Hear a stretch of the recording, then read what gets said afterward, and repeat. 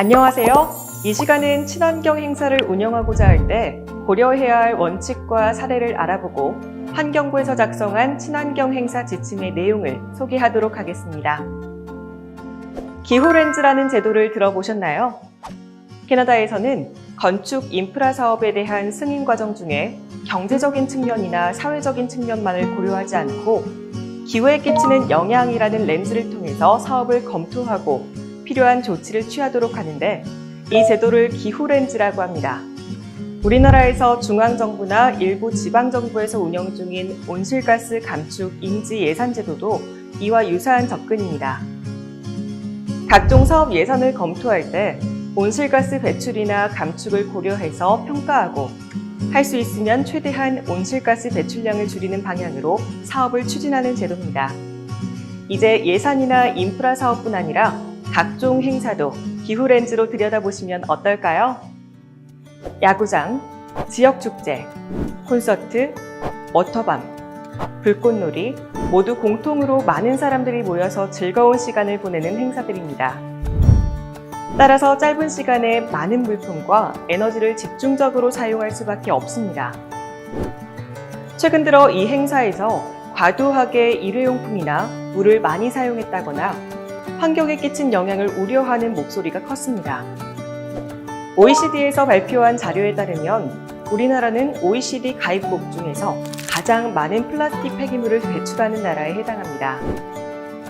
기관이나 기업이 본래의 기능을 수행하는 데 있어서 비재무적 요소인 환경, 사회, 거버넌스를 고려하라는 ESG 경영이 강조되고 있고 기후위기가 심각해진 이때에 환경적 측면과 사회적 측면을 고려하는 행사는 의무에 가깝다고 할 수 있습니다.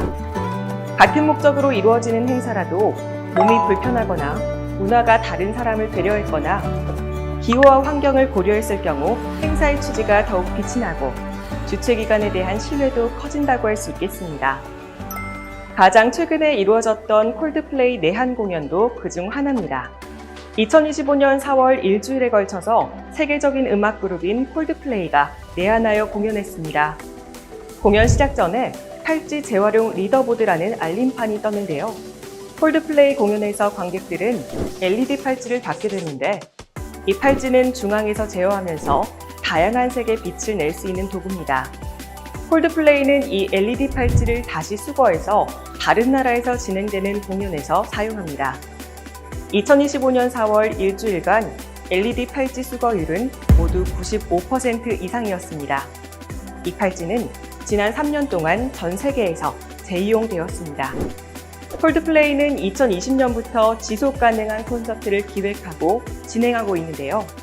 그 내용을 coldplay.com이라는 웹페이지를 통해서 상세하게 소개하고 있습니다. 이 웹페이지의 첫 화면은 관객들이 자전거 발전기를 타면서 콘서트를 즐기는 모습인데요. 이 팀이 보고한 내용을 보면 콜드플레이는 팔찌 재활용과 자전거 발전 이외에도 콘서트 준비부터 운영과 마무리 전 과정에서 탄소 배출을 줄이기 위해서 깊이 고심하고 다양한 방법을 고안하여 진행하고 있습니다. 2024년에 발표된 자료를 보면 2022년과 2023년 사이의 탄소 배출량은 2016년과 2017년 사이에 자신들의 콘서트에서 배출된 이산화탄소 배출량에 비교해서 약 59% 감축되었다고 합니다. 또한 환경 관련 노력을 기울이는 기관에 재정 지원을 했습니다. 각종 공연 장비 운송으로 인한 영향의 33%를 줄였다고 합니다. 콜드플레이 사례를 보면 환경 영향을 줄이려는 노력은 여러 면에서 시도될 수 있었다는 점을 알 수 있습니다. 감축량에 주목해보면 기존 관행대로 콘서트를 진행하는 경우 사용되는 일회용품이나 에너지량이 상당하다는 것도 확인됩니다. 이 또한 이 행사가 참가자들에게 능동적인 역할을 줌으로써 자부심을 부여할 수 있으며 사회에 끼치는 긍정적 파급력도 크다는 점도 알 수 있습니다. 이처럼 기존의 행사 등 축제를 개최할 때 관행대로 편리함과 즐거움만을 고려하기보다 모든 측면에서 지속 가능성과 환경 영향과 피해를 최소화하기 위해서 새로운 방식으로 운영하는 축제를 친환경 축제라고 할 수 있습니다. 여기에서 환경에 미치는 영향이란 수송, 전기, 설비, 소비재, 폐기물, 연료, 재료 물질 등의 사용으로 인한 모든 영향을 의미하고 있습니다. 또한 행사 진행 과정뿐만 아니라 행사 준비와 마무리 전 단계를 고려합니다. 이 과정에서 행사 참가자의 적극적인 역할을 고려할 수 있으며 가능하면 관련 기관과 협력할 수 있습니다. 친환경성을 이행하는 기본 원칙은 기획 단계부터 영향 최소화를 고려하여 원천 감량하는 것입니다. 그럼에도 발생한 영향이 있다면 이를 상쇄할 수 있는 방법 등을 고려하게 됩니다.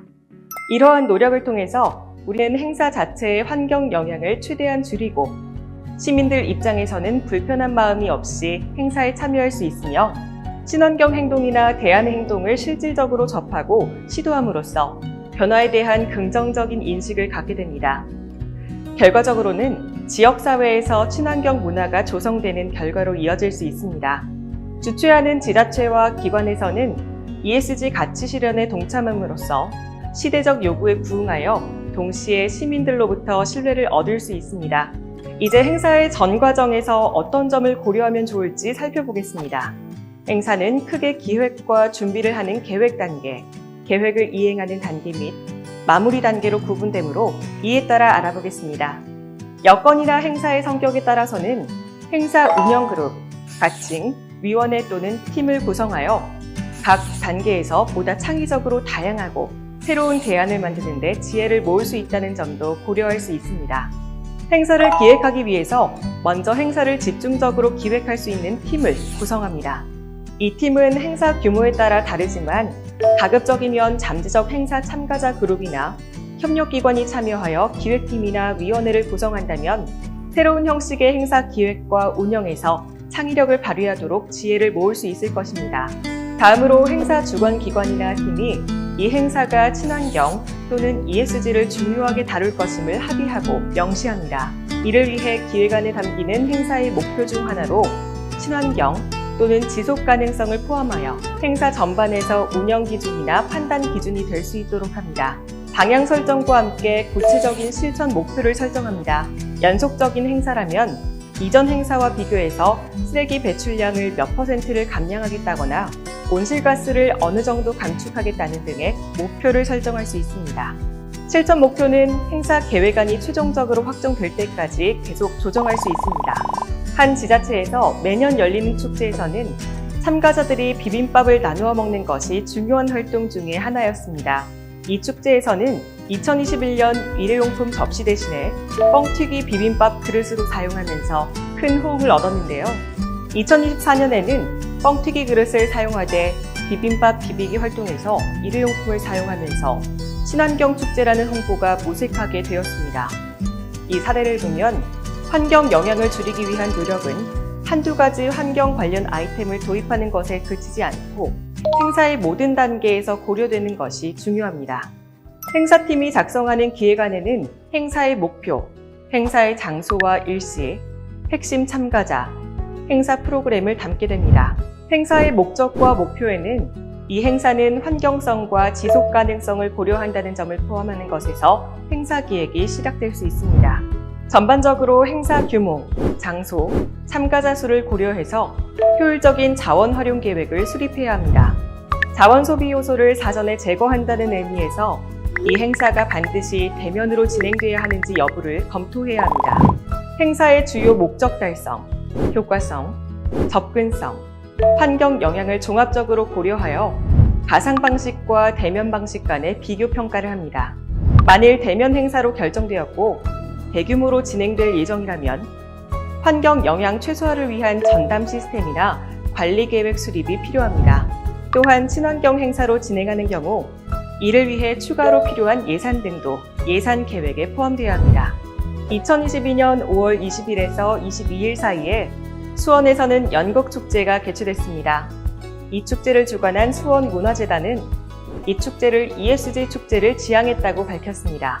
행사장 전체에서 일회용품을 안 쓰고 폐기물을 덜 배출하며 지속 가능한 생활에 대해서 생각해 볼 수 있도록 기획되었다고 합니다. 축제장을 종이컵과 플라스틱컵, 빨대 등 일회용품이 없는 친환경 구역으로 만들었습니다. 무대도 새로 설치하지 않고 원래 있던 공간을 그대로 활용했으며 경관 조명과 불꽃도 이전 축제보다 크게 줄였습니다. 축제 홍보 안내판은 폐목재를 재활용했고 펼침막은 재활용했습니다. 축제에서 배출된 종량제, 음식물 쓰레기는 2019년에 견저 11,500리터나 줄었는데요. 탄소 감축량으로 환산하면 이산화탄소 897.44kg이라고 합니다. 불편함을 전면에 내세웠지만 목표를 넘어선 19만 명이 축제장을 찾았다고 합니다. 이 축제에서 주목할 점 중 하나는 공연과 전시, 체험 행사의 주제도 친환경을 다룬 것입니다.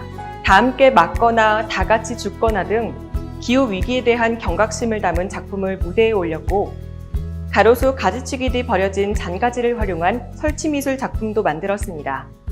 대면으로 행사를 개최할 경우 가장 먼저 선택하는 사항은 장소입니다.